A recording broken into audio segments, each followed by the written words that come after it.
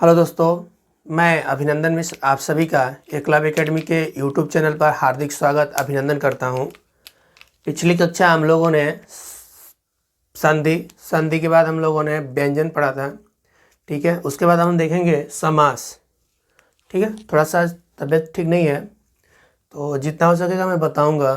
वो आपके एग्ज़ाम से रिलेटिव होगा और टेट के लिए तो बहुत महत्वपूर्ण होगा। ठीक है, तरीका क्या है, कैसे प्रश्न आते हैं, ये सब मैं बता दे रहा हूँ। किस प्रकार से हम प्रश्न को हल कर सकते हैं, कौन सा नियम है, बस यही ध्यान देना है कि जितना बताऊँ उतना आप कॉन्फिडेंस के साथ करो। ठीक है, और एक चीज़ और, वीडियो देख के तुरंत आप एक्सरसाइज जो भी होते हैं, प्रीवियस पेपर होते हैं, उसको उठाओ और उसमें ढूंढो कि कौन सा समाज से संबंधित प्रश्न है, उसको करो, करके देखो, तुम कर लोगे, 100% कह रहा हूँ। ठीक है, तो आओ देखते हैं समास। समास होता क्या है, उससे पहले बताने से पहले मैं आपसे एक रिक्वेस्ट करूंगा कि आप हमारे चैनल को लाइक करें, सब्सक्राइब करें, जितना हो सकता है उतना शेयर करें। ठीक है, इतना तो कर सकते हैं आप। आइए देखते हैं समास। समास होता क्या है, घटाना या संक्षिप्त करना। घटाना या संक्षिप्त करना।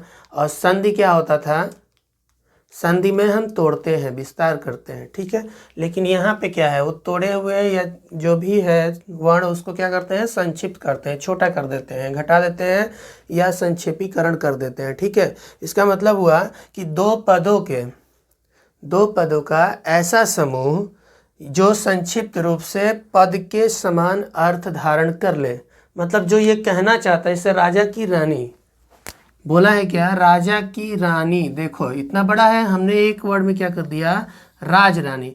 तो ये भाव, यही इस जो ये भाव दे रहा है वही भाव ये भी दे रहा है, राज रानी। ठीक है, राजा की रानी, राजा की रानी का क्या हो जाएगा, राज रानी। तो समास यही है।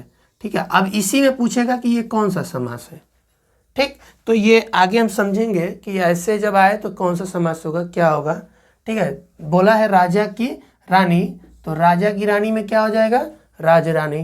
ठीक, अब देखो दो पदों का ऐसा संक्षिप्त रूप जो पद के समान अर्थ देता हो, यही क्या है, समास है। ठीक है, समास के भेद कितने होते हैं, समास के भेद तो 4 होते हैं, लेकिन आजकल तत्पुरुष समास को 2 और भेद उसमें जोड़ दिया गया है, उसी से संबंधित। उसको होता है कर्मधारय और एक होता है द्विगु समास। ठीक है, तो जो हिंदी व्याकरणाचार्य हैं उन्होंने अब इसको क्या कर दिया है, जरूरत के हिसाब से 6 भेद बता दिया है, लेकिन हम पढ़ेंगे 4 के बाद उसको भी देख लेंगे कि वो 2 क्या हैं, कैसे होते हैं, कैसे एग्जाम में पूछता है। ये टेट के लिए महत्वपूर्ण है, या अदर वनडे एग्जाम जो भी होता है, ठीक है, उत्तर प्रदेश से संबंधित, उसमें भी बहुत सारे इससे प्रश्न पूछे जाते हैं।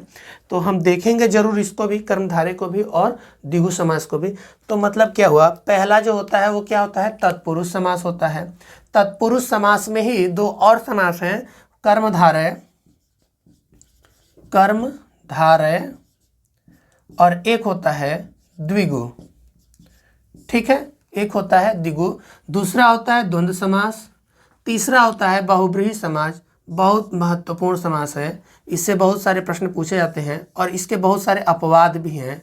ठीक है, कर्मधारय और इससे संबंधित बहुत सारे अपवाद भी हैं, वो भी हम देख लेंगे।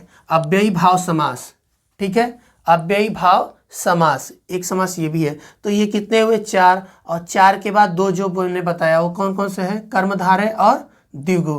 तो टोटल कितने हो गए, 6।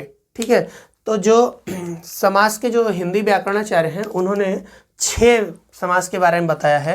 एक टॉपिक और देख लेंगे नोट में, इससे बहुत सारे आपको सुविधाएं मिल जाएंगी। इसको नोट भी कर लीजिएगा कहीं पे कि द्वंद्व में और छिपे, द्वंद्व में और छिपे, और का मतलब ये जोड़ना।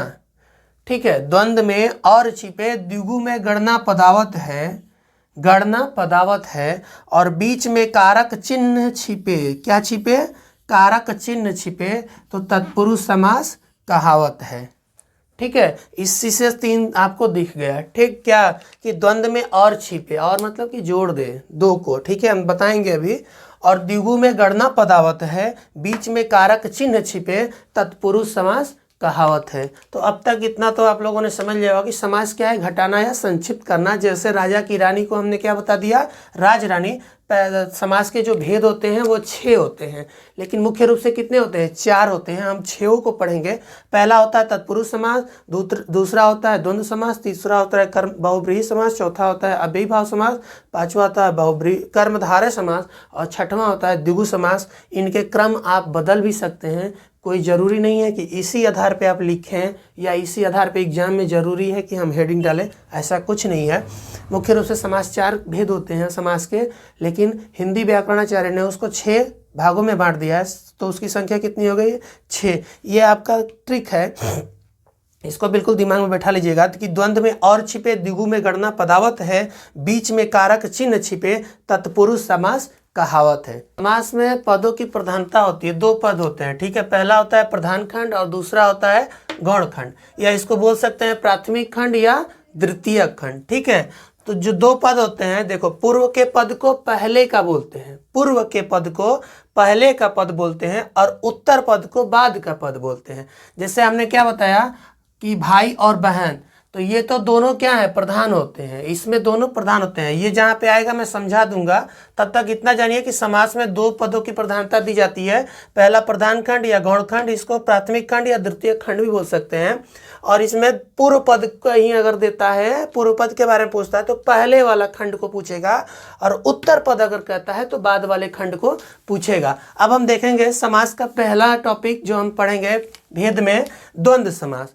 द्वंद्व समास में दोनों पद क्या होते हैं? प्रधान होते हैं, दोनों पद प्रधान होते हैं। और ये जब दोनों पद को योजक चिन्हों से जोड़ा जाता है, इसको दिमाग में बैठा ले, चिन्ह का मैं पढ़ाऊंगा, इसको बोलते हैं योजक चिन्ह। एक टॉपिक वीडियो मिलेगा आपको चिन्हों के बारे में, इसको दिमाग में बैठा लीजिएगा। इसको क्या बोलते हैं? योजक चिन्ह बोलते हैं। जैसे भाई बहन को योजक चिन्ह के द्वारा जोड़ा गया है। तो एक बात ध्यान दीजिएगा, हमने बताया था अभी कि और, अथवा या एवं से अगर जोड़ा जाता है किसी भी 2 पदों को, तो वो क्या हो जाएगा? द्वंद्व समास हो जाएगा, ठीक है। जैसे देखो, भाई बहन, इसका मतलब है कि भाई और बहन, क्या होगा? भाई और बहन, और से जोड़ा गया है, तो इसका मतलब क्या हुआ? ये हो जाएगा तुम्हारा द्वंद्व समास, ठीक है। गंगा यमुना, गंगा और यमुना, गंगा और यमुना, ठीक है, ये भी क्या जोड़ा गया है? और से। पाप और पुण्य, ये भी हो जाएगा। आचार और विचार, दाल और भात, तो ये सब क्या हो जाएंगे? माँ बाप, ये सब कुछ पॉइंट देख लेना।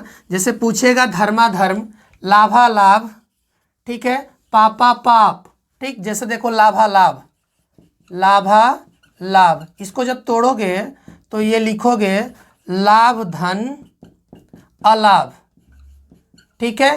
अगर धर्माधर्म को तोड़ोगे तो धर्म धन अधर्म, धर्म धन अधर्म, तो ये भी क्या होंगे? ऐसे भी अगर कहीं पे आते हैं तो ये भी क्या हो जाएंगे? द्वंद्व समास हो जाएंगे। पहचान कैसे करते हैं द्वंद्व समास की?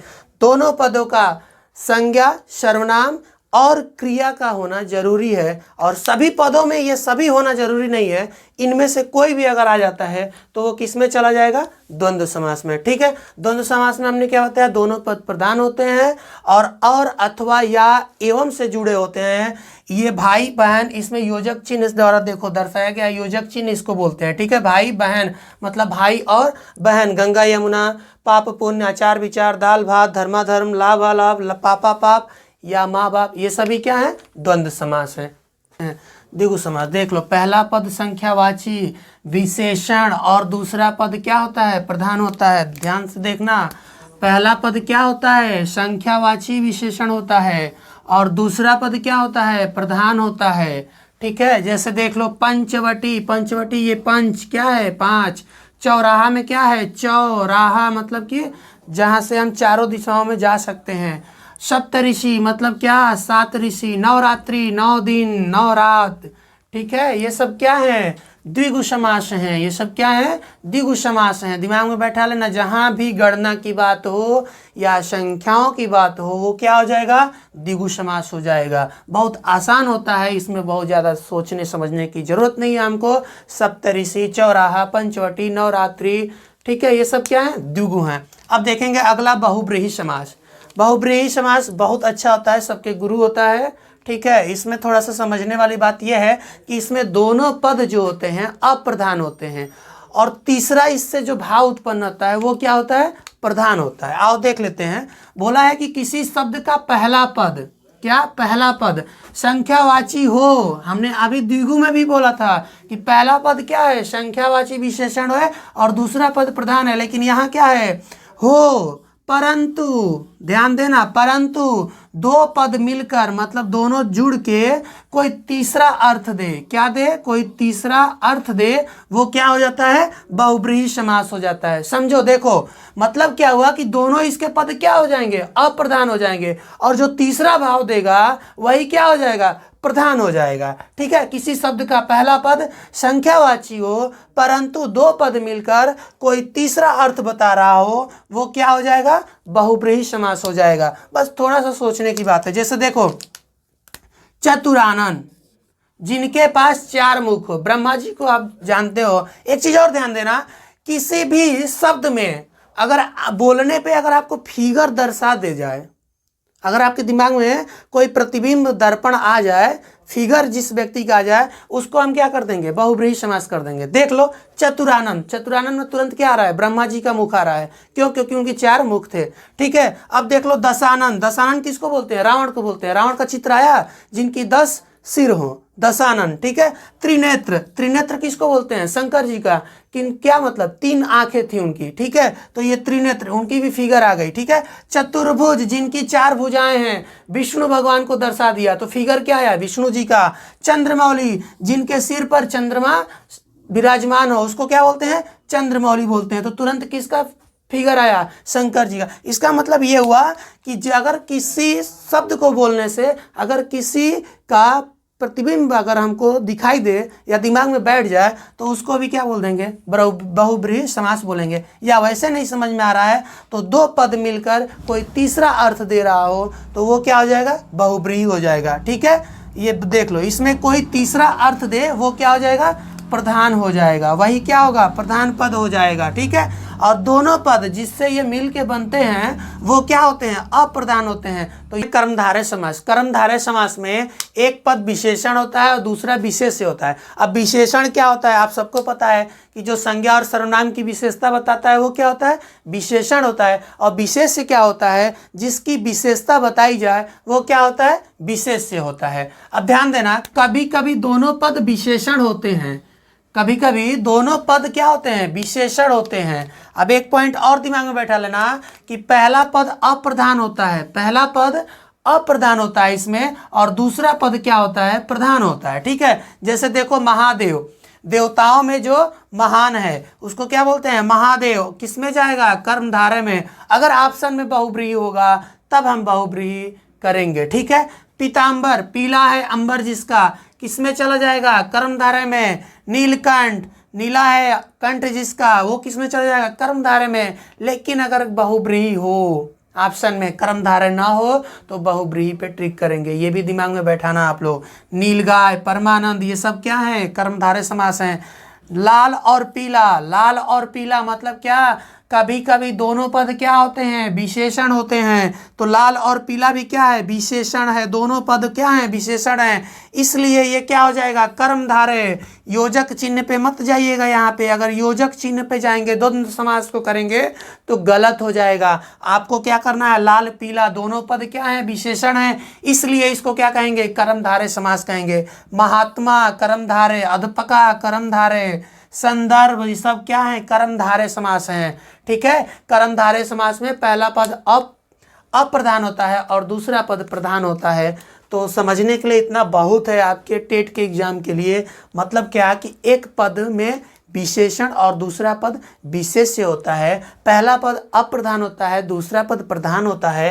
कभी कभी दोनों पद क्या होते हैं, विशेषण होते हैं। जैसे लाल और पीला, लाल भी अपना विशेषता बता रहा है, पीला भी विशेषता बता रहा है, इसलिए क्या हो गया, दोनों पद क्या हो गया, विशेषण, इसलिए किस में चला जाएगा, कर्मधारय समास में जाएगा, न कि द्वंद्व समास में। अव्ययी भाव समास, अव्ययी भाव में क्या होता है कि पहला पद जो होता है अव्ययवाची होता है। ठीक है, बस इतना ध्यान देना, अव्ययवाची होता है, मतलब जो पहला पद होता है वो प्रत्यय की तरह होता है। जैसे देखो यहाँ है यथाशक्ति, यथा धन शक्ति, तो क्या हो गया यथा शक्ति। अब देखो यथा से कितने शब्द जोड़ दोगे, यथा को जोड़ोगे तो कितने शब्द बन जाएंगे, यही यथा से। देखो यथाक्रम, ठीक है, यथाक्रम के बाद यथा धर्म, यथा धर्म के बाद यथा शीघ्र, ऐसे बहुत सारे शब्द जोड़ दोगे तो ये क्या कर रहा है, ये अव्यय का काम कर रहा है। ठीक है, अब देखो प्रतिदिन, प्रतिदिन में प्रतिधन दिन, ये क्या हो जाएगा, देखो अब इससे देखो, प्रति से देखो, प्रतिदिन, प्रति माह, प्रति वर्ष, ये सब क्या है, अव्ययवाची का काम कर रहा है, तो ये किस में चला जाएगा, अव्ययी भाव समास में चला जाएगा।